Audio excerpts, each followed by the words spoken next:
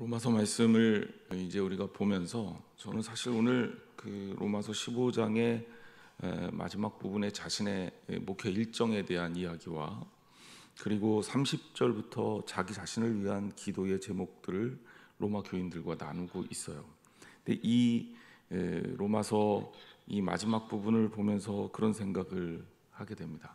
만약에 로마 교인들이 이 바울의 이 편지를 먼저 받고 난 이후에 바울을 만날 것을 기대하고 있다가 바울이 예루살렘에 가서 잡히고 고문당하고 그리고 로마까지 끌려가는 그 일정들을 경험하게 됐다면 얼마나 로마 교인들이 마음이 아팠을까. 그러니까 우리가 생각하는 대로 이상적인 방향대로 이렇게 끌려가서 어떤 일이 진행이 돼서 아름다운 결론으로 여기 이제 15장 33절 말씀처럼 평강의 하나님께서 너희 모든 사람과 함께 계실지어다. 32절에 보면 너희와 함께 편히 쉬게 하라 그랬거든요.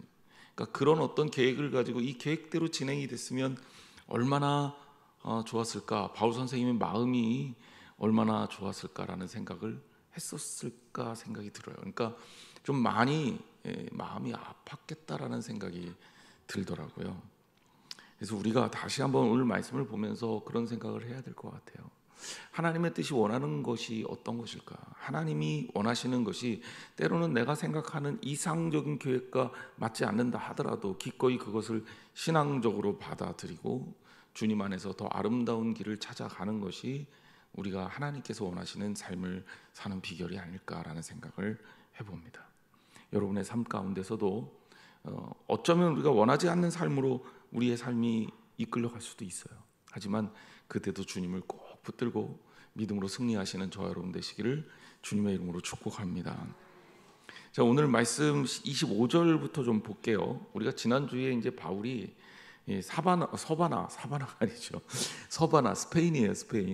스페인으로 가기 전에 로마에 들려서 가는 스케줄을 로마 교인들과 나누고 있는 것으로 우리가 말씀을 봤어요. 자, 그리고 나서 25절에는 바울이 이제 급한 일정을 공유합니다. 그것은 뭐냐면 이제는 내가 성도 섬기는 일로 예루살렘에 가노니 이렇게 표현하고 있습니다. 성도 섬기는 일로 예루살렘에 가겠다. 나는 예루살렘에 먼저 갈 건데 성도를 섬기러 가겠다라는 거예요. 이 예루살렘은요, 지금 바울이 어디에 있는지를 조금 유추해 보면 지도를 좀 보여주세요. 네, 저기 여러분들 보는데 이 지도는 조금 이따 다시 보여드릴 겁니다. 이제 바울이 어디 정도에 위치해 있냐면 고린도에 위치해 있다고 학자들은 얘기하고 있습니다. 이 편지 로마서를 쓴 그 장소가 아마 고린도가 아닐까. 고린도가 어디냐면 녹색으로 이렇게 별표 표시되어 있는 데 있죠. 왜 제가 한글로 지도를 한참 찾았는데 이렇게 잘 나온 지도가 한글 지도는 없더라고요. 그래서 영어 지도밖에 못 가져왔어요. 이게 좀 양해해 주시고 대신에 제가 색깔로 이렇게 표현했어요. 자, 그 고린도가 이 가운데 있는 건데요. 여기에서 여러분의 오른쪽으로 이렇게 이동하면 이쪽이 예루살렘에 있는 쪽입니다. 오른쪽으로 가면 그리고 이 고린도에서 이쪽 여러분의 좌측으로 이동을 하면 여기는 로마가 있는 지역입니다. 그러니까 서바나, 그러니까 스페인으로 가려면 여기서 여러분의 좌측, 그러니까 지도상 서쪽이죠. 서쪽으로 쭉 이동해야 맞는 거예요. 서쪽으로 쭉 이동해야 맞는데 지금 어떻게 되고 있어요? 오히려 바울은 예루살렘 쪽으로 먼저 들리겠다. 근데 예루살렘은 원래 본인이 가고 싶어하는 방향하고 완전히 반대 방향인 거예요. 지금 이 상황을 여러분들이 머릿속에 두세요. 지금 바울이 예루살렘에 가겠다라는 얘기는 이거는 굉장한 결심과 결단이 필요한 겁니다. 여기에서 닥쳐질 위험도 있고요. 또 여기서 해결해야 될 문제도 있어요. 그리고 여기에 가는 목적도 분명히 있습니다. 이제 그 이야기를 바울이 분명히 밝히고 있습니다. 우리가 초대교회 상황을 좀 이해하고 나면 우리가 바울이 왜 이렇게 움직이고자 했는지에 대한 그 동선을 이해할 수가 있어요. 사실 어떤 면에서 보면 굉장히 비효율적인 동선이잖아요. 그런데 굳이 바울이 예루살렘으로 돌아가기 원합니다. 바울이 파송한 곳으로 가는 것도 아니에요. 바울은 안디옥에서 파송했습니다. 그러니까 고향으로 따지자면 안디옥으로 가야 맞는 거예요. 원래 1차 선교여행, 2차 선교여행 이런 거 하면서 바울이 늘 안디옥으로 돌아가서 쉬었다가 다시 안디옥에서 파송받고 떠나고 이것을 반복했습니다. 그러니까 예루살렘은, 여기는 뭐 예루살렘 교회가 모태고 초대교회의 원형이기는 해도 이 예루살렘이 바울에게 편안히 쉴 수 있는 그 선교여행의 종점 같은 곳은 절대 아닙니다. 자, 그런 것들을 여러분들이 좀 감안하면, 자, 바울이 가겠다는 의도가 뭡니까? 25절 성경을 좀 자세히 보면 예루살렘에 간다고 하는 얘기죠. 그런데 예루살렘에 가는데 무엇 때문에 가겠다? 성도를 섬기는 일로 가겠다. 자, 이게 무슨 의미냐 하면, 우리가 생각할 때는 예루살렘이 이제 예수님이 십자가에 달려 돌아가신 것이고, 그리고 예수님께서 부활하셔서 제자들에게 보이신 곳이고, 그리고 예수님께서 승천하시면서 내가 너희에게 성령을 보내겠다라고 약속하신 곳이고, 그래서 기다렸다 예수님의 제자들이 성령을 영접함으로 마가의 다락방에서 초대교회가 시작이 된 곳이잖아요. 예루살렘 교회가 이 초대교회의 어머니 교회예요. 자, 이 어머니 교회가 먼저 시작이 됐으니 당연히 건강하기도 하겠고 물질적으로도 풍요롭기도 하겠고 교회도 문제가 없기도 하겠다라고 생각하는 게 일반적인 생각이잖아요. 원래 음식점도 본점과 분점이 있으면 어디가 더 낫다고 일반적으로 생각해요? 본점이요. 그죠? 그래서 우리 일부러 본점 찾아가잖아요. 비슷한 거리면 본점 가자. 본점이 음식도 맛이 낫겠지. 그리고 본점을 찾아가고, 본점에서는 그래서 본점이라고 꼭 표시를 해놔요. 메릿이 있으니까. 개척한 교회보다 개척을 보낸 교회, 파송한 교회, 이런 교회가 일반적으로 더 튼튼하고 건강한 게 상식입니다. 그런데 이때 상황은 그렇지 않다는 얘기예요. 일단 교회는 어떨지 몰라도 교인들의 상황은 예루살렘에 있는 교인들이 훨씬 더 궁핍해요. 자, 상식적으로 생각해 볼 때 예루살렘은 로마보다 나아요, 못해요? 못하죠. 로마는 그 로마 제국의 수도예요. 아주 거대한 곳이란 말입니다. 예루살렘은 변방 중에 변방이에요. 성경에 예루살렘이 많이 나오니까 그렇지만 로마 입장에서 봤을 때 예루살렘 별거 아니에요. 그 누가 신경이나 씁니까? 오히려 안디옥이 큰 도시란 말이에요. 로마 입장에서는 안디옥이라는 도시가 아주 큰 도시고, 로마 제국의 입장에 예루살렘은요 시골 중에 시골이에요. 거기에 조금 이 유대인들이 얼마 안 되는 작은 나라의 백성들이 예루살렘에 모여서 뭔가 하고 있는 거, 그게 이제 로마에서 봤을 때 이 기독교 운동의 정체성입니다. 이 작은 곳에 기근이 들었어요. 그러니까 예루살렘이 어려움에 빠졌어요. 자, 제가 그 팔레스틴 지형, 그 지리적 여건 이런 얘기도 설교 시간에 자주 언급하지만 이곳은 기근이 들면 대책이 없는 곳입니다. 왜냐하면 1년 중에 거의 절반은 비가 아예 안 와요. 비가 아예 안 와요. 얼마나 안 오냐? 진짜 안 오니까 시내가 다 말라서 그 건천이 되는 거예요. 그걸 와디라고 그런다 그랬죠. 그 와디는 비가 안 와서 말라버리면 상인들의 통행로가 돼버리고 말아요. 강 바닥이. 그만큼 비가 안 와요. 1년에 반은. 그리고 나머지 반 오는 거 가지고 농사를 지어야 돼요. 그래서 성경에서 보면 이른 비와 늦은 비에 대한 이 간절한 소망과 바람이 들어있어요. 그런데 그 지역도 주변 지역보다는 나아요. 서쪽으로 가면, 서남쪽으로 가면 시나이 반도에 있는 다 사막이고, 아래쪽도 미디안 광야잖아요. 다 사막이에요. 동쪽도 요단 광야잖아요. 다 사막이에요. 아예 사막에서는 1년 내내 농사가 안 되죠. 그런데 그 사막들하고 비교해 보면 이 예루살렘이 있는 이스라엘 땅이 축복된 곳임은 틀림이 없지만, 여기도 기근이 들어서 비가 안 오면 농사를 제대로 지을 수가 없고 배를 고를 수밖에 없습니다. 예루살렘 교회는 핍박과 어려움 중에 있는 교회예요. 왜? 초대교회의 핍박은 어디서부터 시작됐다 그랬어요? 유대인들에 의해서 핍박이 시작된 거예요. 로마에 의한 정치적 박해는 나중에 나타나요. 나중에 시간이 지난 다음에. 처음에는 유대인들이 핍박했단 말이에요. 그럼 유대인들이 제일 많은 곳이 제일 위험한 곳이겠죠. 어디예요? 예루살렘이에요. 그러니까 예루살렘 교회는 제일 처음 시작했고, 또 거기에 사도들이 많이 모여 있었으니 사도들로 인해서 말씀을 받는 일에는 아주 풍성했겠지만, 반면에 핍박과 어려움 중에 있는 가난한 성도들이 무척 많았고, 거기에다가 어려움을 겪게 되면 또 경제적인 이유 때문에 기근이 들게 되면 거의 재해 수준의 어려움을 겪었던 곳이 바로 예루살렘 교회란 말입니다. 그러니까 다른 교회들에서 나타나지 않는 일이 여기에 화제가 되는 거예요. 안디옥 교회나 혹은 고린도 교회나 혹은 로마 교회에서 구제하는 일로 문제가 되어서 싸웠다는 이야기가 나옵니까? 안 나옵니까? 안 나옵니다.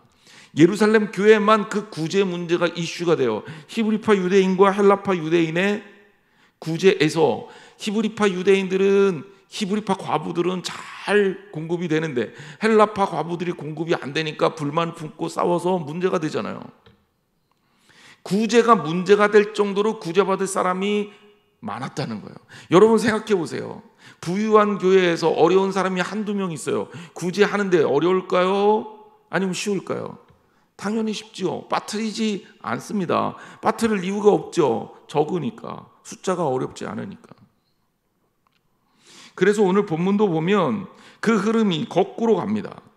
바울은 예루살렘의 교인들을 섬기는 일 때문에 내가 예루살렘으로 굳이 내가 고린도에 있는데 동쪽으로 움직여야 되겠다라고 이야기를 하고 있는 겁니다. 게다가 유대인과 이방인 개종자 사이에는 적지 않은 충돌과 마찰도 있었습니다. 예루살렘 교회 내에서도 갈등이 있었다는 거예요. 히브리파 유대인과 헬라파 유대인, 그리고 이방인 기독교인들 사이에 갈등이 있었다는 거예요. 갈등이 있을 수밖에 없어요. 사람들이 모인 데는. 그러다 보니까 그런 갈등 때문에 예루살렘 교회가 가장 먼저 복음 선교 사역을 시작했음에도 불구하고 오히려 예루살렘 교회가 여러 가지 문제에서 어려움을 겪게 됩니다. 그러니까 바울은 이 일 때문에 예루살렘으로 가겠다는 겁니다. 그리고 성도 섬기는 일이라고 표현하고 있는데, 굳이 고린도후서 8장과 9장을 이렇게 비추어 보면 그 일이 구체적으로 어떤 것인지를 볼 수 있어요. 지도를 다시 한번 띄워주세요. 저 까만 동그란 원으로 되어 있는데 여기가 어디냐면 마케도니아예요. 마케도니아는 여러분 헬라 제국을 세웠던 알렉산드로스 대왕이 출현했던 나라입니다. 여기에서 알렉산더 대왕이 다 먹은 거예요. 동쪽 땅으로 진군해서 헬라 제국이 탄생이 된 거죠.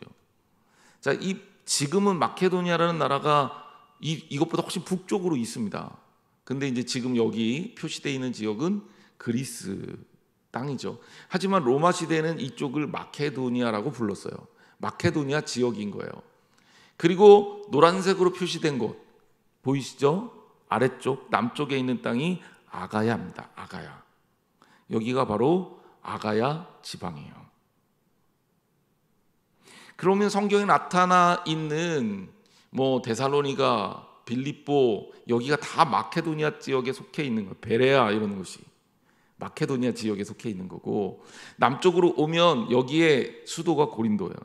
아가야의 수도가 고린도. 그리고 그때 공부 잘하는 사람들이 모여서 맨날 씨름했던 곳이 그 옆에 있는 아테네.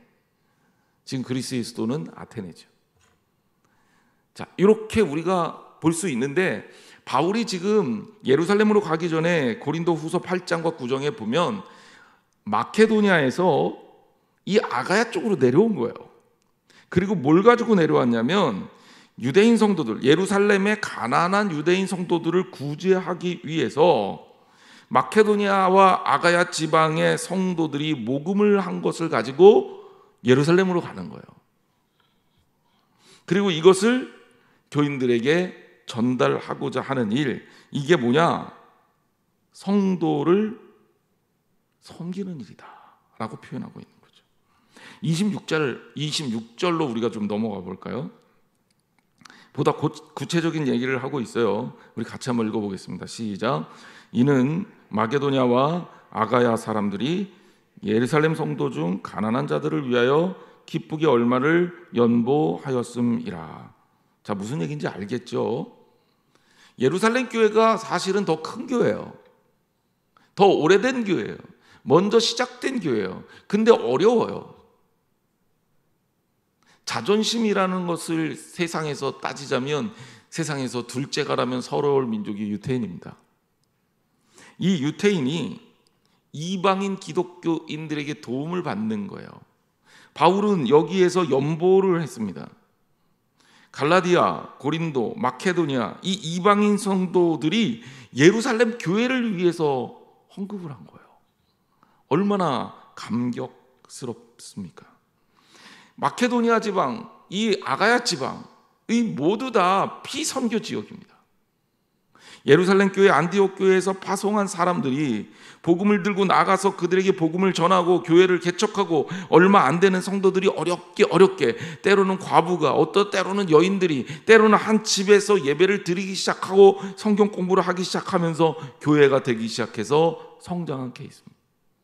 그들이 한 푼 두 푼 모아서 예루살렘 교회를 위해서 기도하고 그들의 어려움을 같이 분담하기 위해서 헌금을 했어요.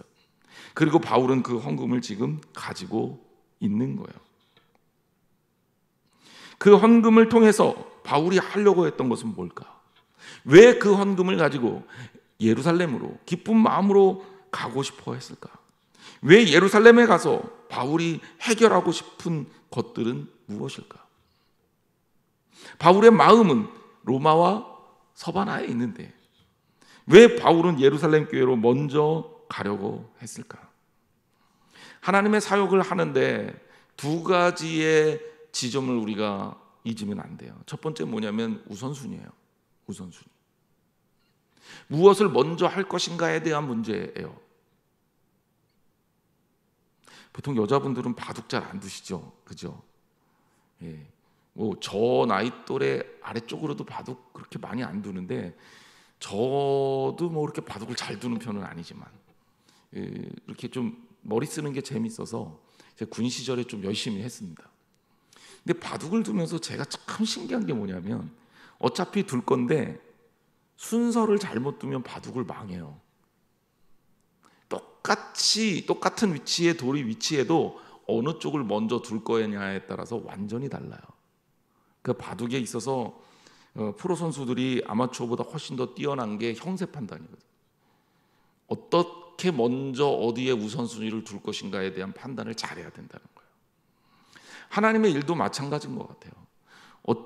다 중요하죠. 어떤 일이 먼저냐라는 판단을 목회자는 그리고 교인들은 판단을 잘해야 되는 거예요. 때로는 이 수순이 잘못되거나 작은 일에 집착해서 큰 일을 놓치면 목회가 혹은 교회가 망가지는 경우가 비일비재합니다. 그러니까 여러분, 신앙생활의 가장 중요한 것 중에 하나가 우선순위에 대한 선택이에요. 여러분 삶에 무엇을 먼저 할 것인가를 늘 마음속에 두고 사세요. 그리고 그것 위에 기도하세요. 내가 잘못된 우선순위를 선택하지 않도록. 맞는 부분들이 있어요. 지엽적으로는 그게 맞아요. 하지만 크게 봤을 때는 다른 것들이 더 중요할 때가 많아요. 물론 일이 없을 때는 먼저 생기는 것부터 하면 되죠. 하지만 그렇게 우리가 복음을 전하면서 한가한 일이 별로 없습니다. 오늘 본문에도 나오죠. 바울은 서바나에 가서 스페인에 가서 복음도 전해야 되고 로마 교인들 만나서 그들과 교제도 해야 되고 또 그 가는 과정 중에 얼마나 많은 기적 같은 일들, 재미있는 일들, 또 때로는 해야 될 일들, 내가 여기 안 왔으면 안 될 뻔했다라는 그런 일들이 얼마나 많겠습니까? 그런데 그거 다 뒤로 미루고 예루살렘 교회로 갑니다. 이게 더 중요하기 때문이에요. 이게 더 시급하기 때문이에요. 로마에 있는 교인들이 왜 우리한테는 한 번도 안 와? 이러면서 짜증을 낼 수는 있지만 먼저 중요한 일부터 하는 게 맞는 거죠. 자, 27절 말씀은 바울이 덧붙여서 이 일을 놓고 이렇게까지 얘기합니다. 같이 한번 읽어볼까요? 저희가 기뻐서 하였거니와 또한 저희는 그들에게 빚진 자니 만일 이방인들이 그들의 영적인 것을 나눠 가졌으면 육적인 것으로 그들을 섬기는 것이 마땅하니라. 아멘. 첫 줄, 저희는 누구예요? 마케도냐와 아가야에 있는 이방 크리스찬들, 이들이 헌금을 하는데 어떻게 했어요? 기뻐서 했다는 거예요. 헌금은 기쁨 가운데 하나님께 드려야 됩니다. 이게 원칙이에요. 이게 원칙이에요. 그래서 제가 늘 얘기하는 게, 강단에서 목회자가 교인들에게 헌금하라고 굳이 얘기하지 않아도 교인들이 은혜 받으면 자연스럽게 하게 되는 게 헌금이고, 하나님을 기쁘시게 하는 일 중에 헌금이 있으니 당연히 하나님께 드리는 일은 신앙적 고백으로서 마땅한 일이다라는 거죠. 여러분들이 여러분 삶에 감동이 있고 여러분이 받은 은혜에 감사하면 무엇부터 생각하겠습니까? 하나님부터 생각하겠죠. 그렇지 않을까요? 그게 신앙이잖아요. 내가 기쁜 일이 생겼어. 내가 너무 감사한 일이 생겼어. 내 삶이 너무나도 아름답고 내가 너무나도 감사해. 그러면 무엇부터 생각하겠습니까? 나는 이렇게 잘났어. 이거 생각할래나요? 그러면 신앙인 조금 빵점이죠. 빵점. 하나님의 은혜부터 생각할 거 아닙니까? 그럼 마음이 어디로 가겠습니까? 교회와 하나님께로 가게 돼 있는 거예요. 그러면 당연히 하나님께 드리는 일을 소홀히 할 수 없습니다. 그러니 오늘 본문도 마찬가지예요. 은혜 받고 신앙으로 빚을 졌어요. 예수님 만나보니 너무 감사해. 이 예수님이 누구를 통해서 전해졌습니까? 어떻게 된 거죠? 예수 그리스도를 통해서, 예루살렘을 통해서, 예루살렘에 있는 사도들을 통해서, 예루살렘에 있는 유대인 기독교인들 통해서 복음이 전해졌어요. 그러니 우리는 어떤 사람이에요? 빚진 사람들이죠. 영적으로 우리가 분명히 빚진 사람이라는 마인드를 가지고 있어야 된다는 거예요. 저는 목회하다가 가끔 양화진에 있는 선교사들 묘역을 가볼 때가 있습니다. 갈 때마다 가슴이 막 뭉클뭉클해요. 우리는 그 사람들에게 빚진 사람들이에요. 그 사람이 한국 땅에 복음을 전하면서 뭐 한국 우리가 있을 거라고 예상이나 했겠어요? 그들이 학교 세우고 병원 세우고 주님 사역하면서 하나님의 일을 한다는 마음으로 이곳에 세운 그 교회와 그 학교와 그 병원들이 우리나라에 얼마나 귀한 영향을 미쳤습니까? 그리고 그것이 오늘 우리들에게 이어져서 오늘 우리가 여기에서 신앙생활을 할 수 있게 된 것 아닙니까? 그것이 아니면 어떻게 우리가 예수님을 접해요? 어떻게 예수님을 만나요? 기가 막힌 사실 알려드릴까요? 중국의 복음이 먼저 들어갔습니다. 한때는 중국 전역으로 굉장히 많이 퍼졌어요. 경교예요. 중국 싹 복음이 없어졌습니다. 일본의 복음이 우리나라보다 먼저 들어갔습니다.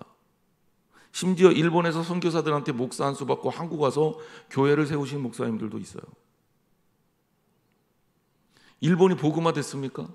일본 교회, 예쁜 교회는 진짜 많아요. 예쁜 교회 그 인터넷에 검색해보면 일본의 예쁜 교회들 엄청나게 많아요. 진짜 기가 막히게 예쁩니다. 예쁘기만 해요. 왜냐하면 십자가만 달려있지 거기는 예배드리는 교회가 아니에요. 거기 어떤 데냐면 결혼식 하는 데예요. 일본 사람들이 결혼식은 꼭 교회 가서 하려고 그래요. 그래서 교회를 진짜 예쁘게 만들어놨어요. 근데 교인이 없습니다. 퍼센테이지로 따졌을 때 1%?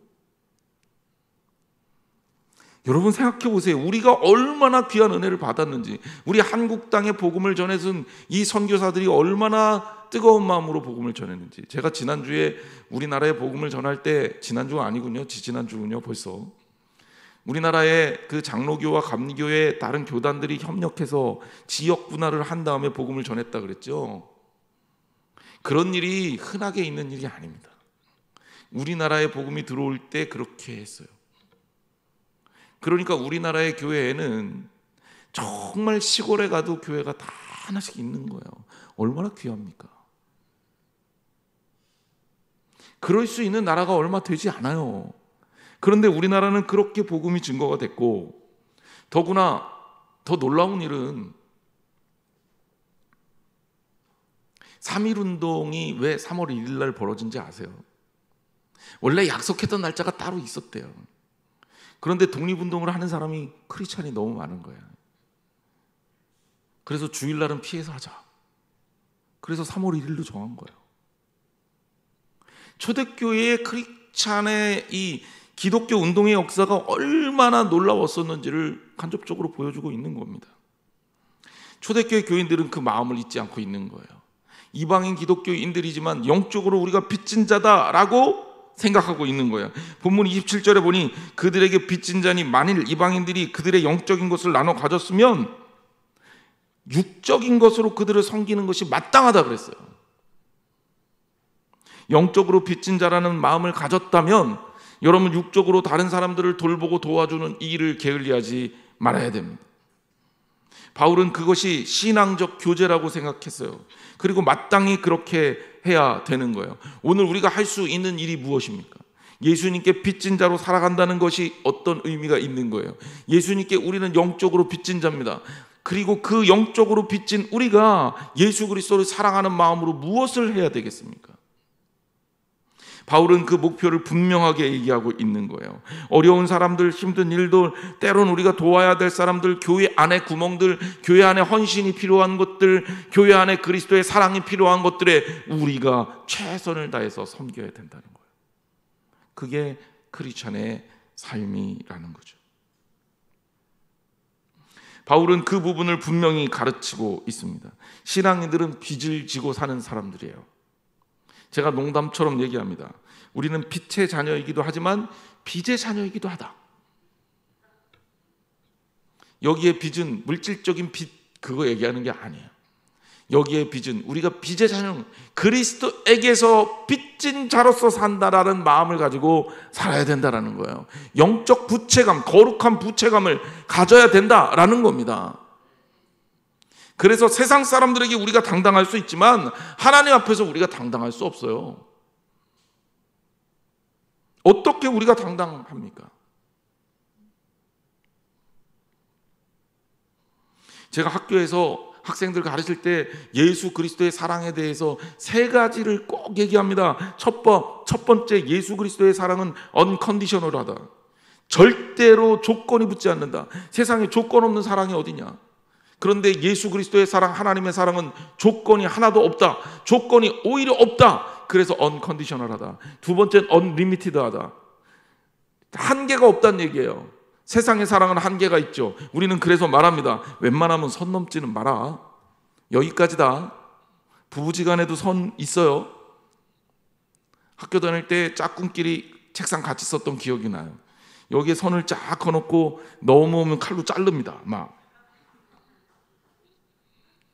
손가락도 잘릴 뻔하고 막 그래요. 사이가 안 좋으면 더더군다나 그렇죠. 우리는 선을 그어놓고 사랑을 합니다.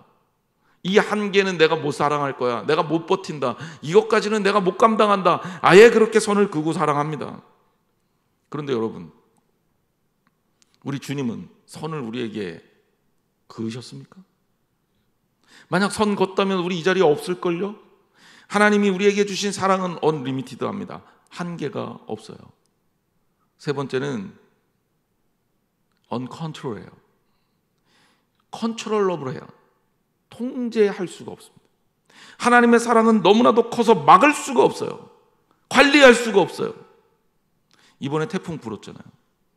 태풍이 초속으로 따져서 우리가 헷갈리는데 초속 40m가 넘는 태풍이 몰려왔죠. 초속 40m가 시속으로 따지면 한 150km 된대요. 150km. 150km로 차를 달리는데 그 정도의 속도, 바람의 속도가 나는 거예요. 그러니 뭐든지 다 날아가고 차가 날아가고 바위가 날아가고 막 이렇게 되는 거죠. 그러한 그 태풍이 불어올 때 막을 수 있습니까? 해일이 막 밀려오는데 막을 수 있습니까? 막을 수 없다는 거예요. 하나님의 사랑이 우리에게 몰려오는데 인간의 이 어떤 그것으로 우리가 하나님의 사랑을 막을 수 없다는 거예요. 하나님 그렇게 우리에게 사랑을 그야말로 퍼주셨습니다. 퍼주셨어요. 그런데 우리가 영적 부채감 없이 이 땅을 산다면 그거 얼마나 감각이 없는 사람입니까? 여러분 보세요. 오히려 복음을 드린 이방인 크리스찬들이, 예루살렘하고는 상관도 없어요. 이 사람들은 유대인들도 아닙니다. 이 사람들은 디아스포라 유대인도 아니에요. 헬라파 유대인도 아니에요. 이 사람들은 예수님이라는 것은, 유대인이라는 것은 그냥 저기 있는 저 사람, 저기 쬐끄만 나라, 저 멸망해버린 나라, 저 잘난 척하는 나라, 저기 뭐 이상한 거 믿던데, 뭐 그런 존재예요. 그런데 그들이 예수 그리스도를 영접하고 이 예수님을 알게 해준 그들에게 영적 부채감을 느끼고 있다는 거예요. 오늘 우리가 이런 부채감이 없다면 내가 누리고 있는 것이 당연한 줄 알아요. 하지만 여러분, 우리가 누리고 있는 그 모든 것은 하나님께서 우리에게 주신 것들입니다. 그러므로 우리가 누리고 있는 그 모든 것은, 그리고 살아가고 있는 그 모든 발걸음은 감사와 감격일 수밖에 없는 거예요. 왜 우리들이 믿지 않는 사람들보다 훨씬 더 행복하냐? 바로 우리는 이 감사와 은혜를 경험하고 있기 때문이에요. 내 것이니 빼앗기면 아깝겠죠, 내 것이라고 생각하면. 하지만 우리는 때로는 어려움을 만나서 약간의 어려움을 겪는다 하더라도 훨씬 더 의연하게 대처할 수 있습니다. 왜?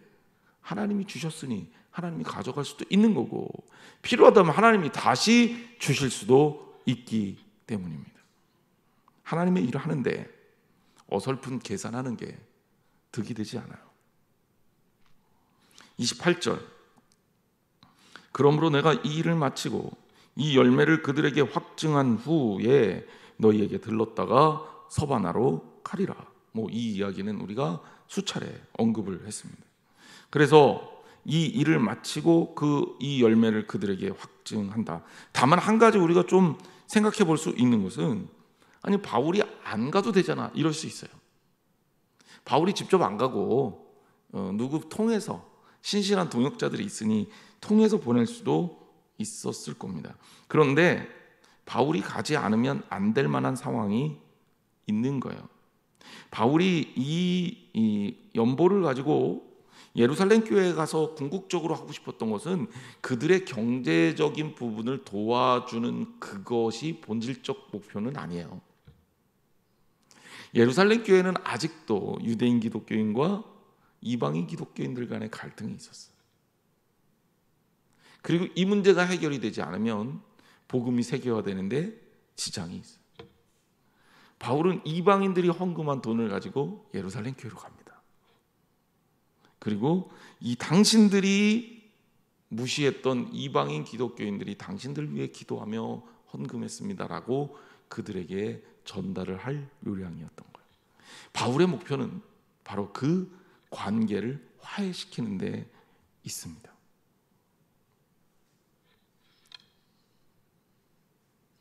이것이 바울의 보다 본질적이고 실제적인 목표예요. 그래서 앞에 있는 거는 사실 돈을 전달해주는 행위나 어떤 구제금을 전달해주는 행위나 물품을 전달해주고 구제를 하는 행위는 사실 바울이 아니어도 누구든지 가서 다 할 수 있죠. 그렇지 않겠어요? 하지만 가서 그것을 통해 교회를 회복시키는 일과 갈등을 조정하는 일과, 그리고 그것을 통해 이방인 기독교인들이 어떤 마음으로 어떻게 신앙생활하고 있다는 것을 전달해 주는 일은 바울이 아니면 안 되는 일입니다. 그러니까 바울이 가게 된 거예요. 그래서 바울이 그것을 가지고 움직였고 29절에 로마 교인들에게 이렇게 편지합니다. 내가 너희에게 나아갈 때에 그리스도의 충만한 복을 가지고 갈 줄을 아노라. 바울의 확신에 찬 모습이 나타나 있죠. 그리고 바울이 로마에 도착할 것이라고 설명하고 있습니다. 풍성한 은혜와 능력이 로마 방문과 함께 동반할 것이다 라는 확신입니다.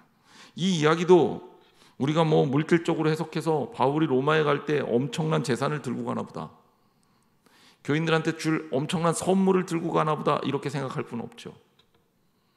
여기에서 하나님이 주시는 복이고 하나님 만나게 하시는 은혜예요.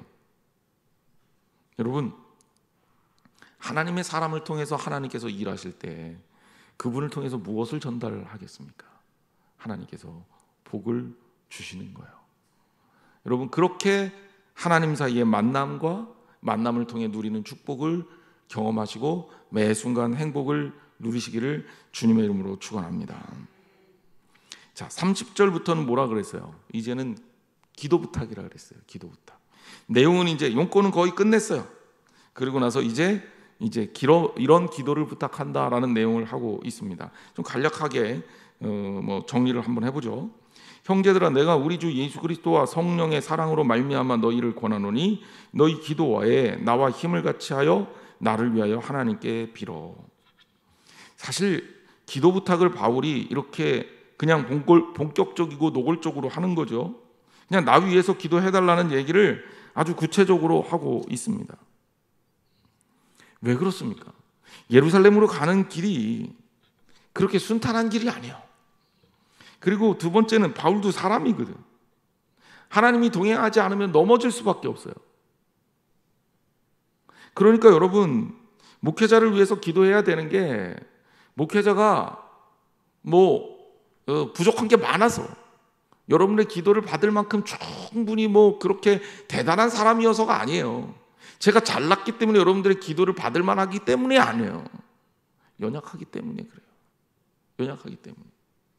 연약하기 때문에 기도하지 않으면 하나님의 사역을 감당할 수 없기 때문에 그래요. 기도하지 않고 하나님의 일을 어떻게 합니까? 기도에 도움받지 않고 어떻게 합니까? 매일매일 불안한데요. 매일매일 걱정거린데요. 생각이 조금만 삐뚤어져도, 내 마음이 조금만 불안하고 조금만 문제가 생겨도 자칫 잘못하면 교인들을 나쁜 물을 들릴 수가 있는데요. 그러니 철저하게 나 스스로를 관리하죠. 그러려면 기도가 필요한 겁니다. 바울은 얘기합니다. 지금 예루살렘으로 가는데 내가 정말 기도가 필요하다. 그 기도의 사연도 구체적으로 31절에 얘기해요. 나도 유대에서 순종하지 아니하는 자들로부터 건짐을 받게 하고.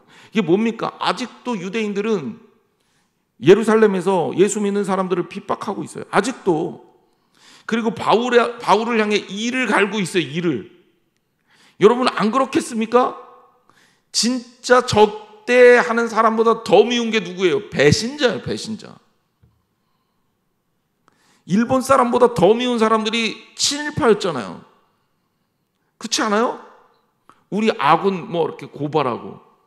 유대인들 입장에서 바울은 어떤 사람입니까? 자기들하고 크리스찬들 핍박하러 다니다가 어느 날 갑자기 획가닥 바뀌었어. 전향자라고요. 우리 저거 가만 안 둬야지. 이 갈고 있는 사람들이 많다는 거죠. 바울이 위협을 느끼지 않았겠습니까?